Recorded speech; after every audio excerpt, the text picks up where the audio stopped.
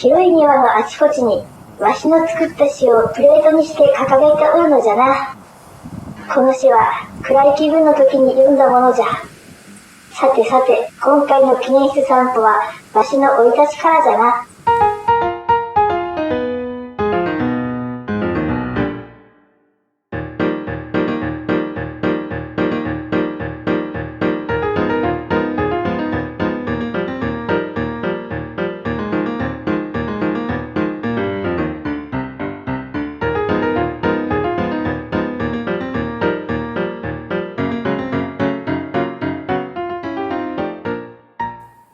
今回は岡倉天心の、行政官時代の話になるんですけども、その前に生い立ちについてね少し、お話ししておこうと思います。彼は福井藩士の子供ですから武士の出なんですけれども、当時幕末ですね、福井藩では、開港された横浜にですね、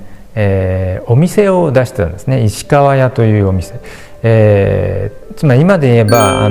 アンテナショップみたいなもので、生糸を扱ってたっていうことなんですが、生糸だけじゃなくてね、いろいろなものを商売していたようです。だから武士の子供なんですけども、どちらかといえば商家の、に育ったというような感じがします。で、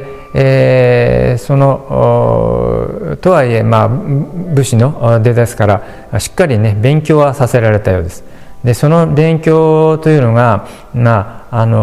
横浜というその外国人がねたくさんいる中での商売をしているところの勉強ですから、つまり、中国の古典とか日本の古典だけじゃなくてですね、英語を勉強させられるんですね。しかもかなり実際の外国人に先生になってもらって、勉強した。ですっかり英語が得意になってもうペラペラに喋れるような状態だったそうです。お兄さんごめんなさい、弟の方も吉三郎さんというんですけども、こちらもやっぱり勉強しまして、英語の勉強をして、最後には英語学者になってます。でこの英語がペラペラだったということがですね、その後の彼の人生に大きく影響していきます。前回クイズ出しましたけども、答えは英語の勉強ということです。今ではね英語を勉強するなんて当たり前ですけども、当たり前だけど日本人はやっぱり英語の勉強結構、うまくならなくて、なんか政府のテコ入れでね新しく英語の、強化がされているようですけども、やっぱり、当時はですね、もう最先端の、技術って言いましょうかね、だったのでこれをマスターしたというのは大変大きい。でどのぐらいペラペラだったかというと、後々そのボストン美術館で働くようになった時にですね、アメリカの現地の人からですねからかわれるんですね。お前はどっちのニーズなんだ、チャイニーズかジャパニーズかって聞かれた時に即座にね、お前はどっちの、キーなんだと、ヤンキーかモンキーかって聞き返したっていう、そういうエピソードがあるぐらい、もう外国に行っても全くその不自由がなかったということなんですね。この勉強がですね非常に役に立った。でそれに加えて、美術の勉強、つまり、画家についてその一通りのことを教わってもいますし、それから、監視とかね、そういう勉強もしています。それで、学校で勉強して、今の東大にあたる大学に進学するんですけども、そこで重要な人物と出会っています。それはここのパネルにあるフェノロサという人なんですけども、この人は哲学の先生だったらしいんですが、天心はその非常に英語が上手だったもんですから通訳に抜擢されるんですね。で、授業ももちろんそうですし、このフェノロサさんという人は、前回ちょっとお話しした廃仏希釈とかいうことで、あるいは西洋文化が流れ込んだために日本の美術が非常に存在に扱われているということに気がつきましてね、日本の美術に非常に興味を持って、その素晴らしさに気づいていくわけです。で、講演会で西洋美術よりも日本美術の方が優れているというような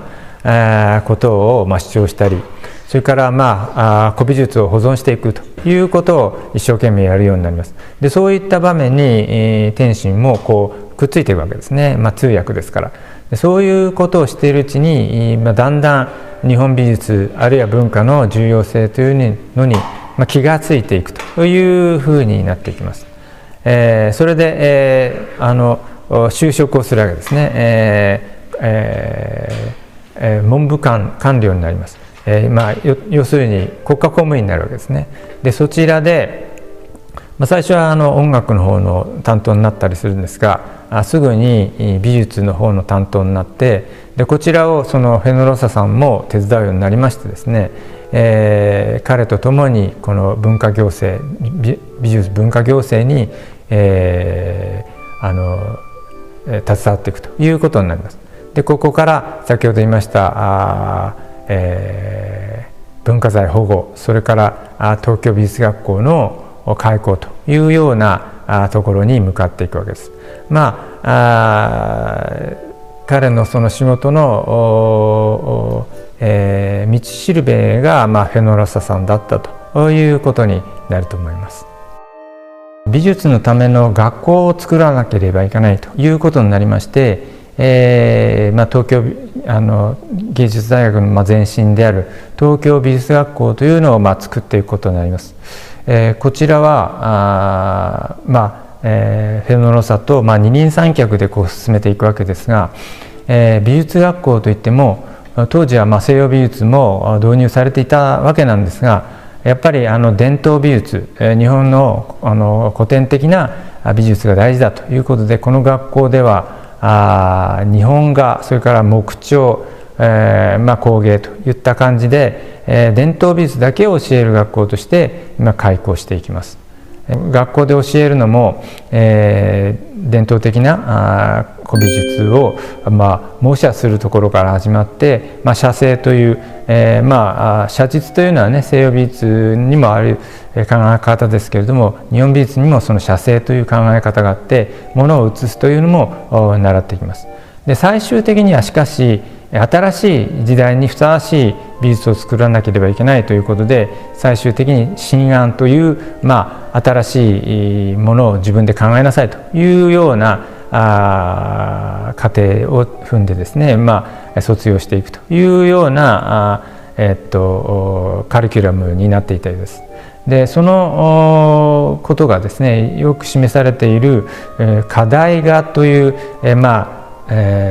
試験問題であったり、あるいは練習ですかね、そういう資料がこの美術館にはたくさん所蔵されております。で、その中の模写というのは古美術のを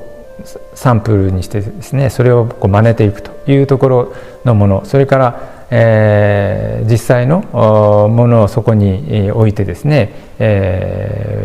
写していく写生ですね。で、最終的に新しい美術を作っていくという新案という、この3つの過程がその課題画には示されていて、当館ではそれをたくさん持っています。で、横山大観とか、それから志田春草といった後々大観になっていく人たちの、学生時代の練習問題っていうんでしょうかね、そういうものが解かれたものがここには展示されております。で、たくさんありますから展示会をしながらご覧いただけると思います。だから常に大観のものが出ているというわけではございませんけれども、何人かのね、作品がそこで、ご覧いただけると思います。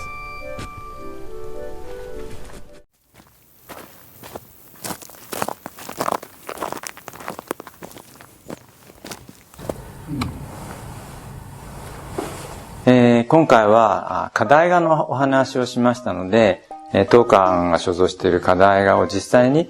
収蔵庫から取り出して皆さんに見ていただこうと思います。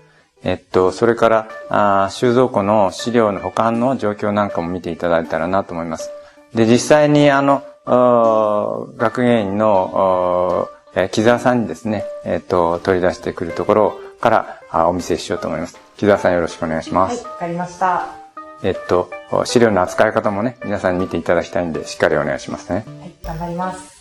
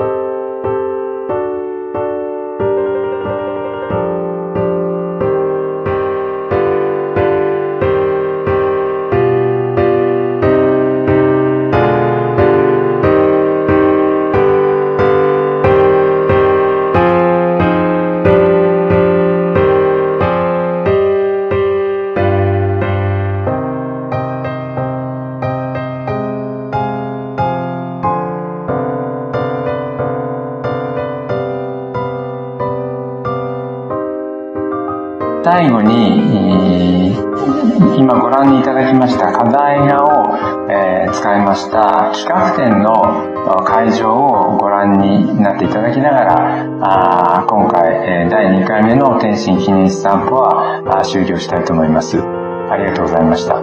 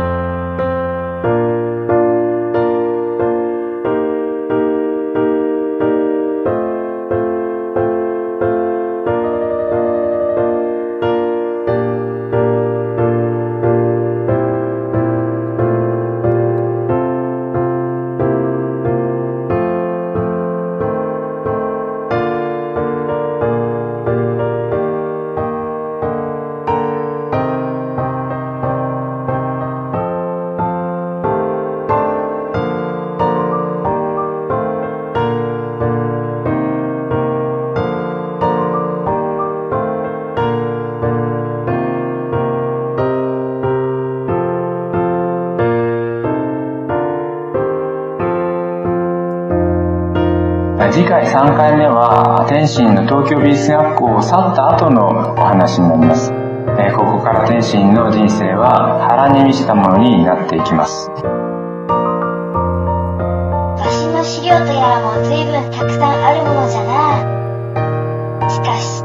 わしの教育方針をよく伝えてくれておったわい。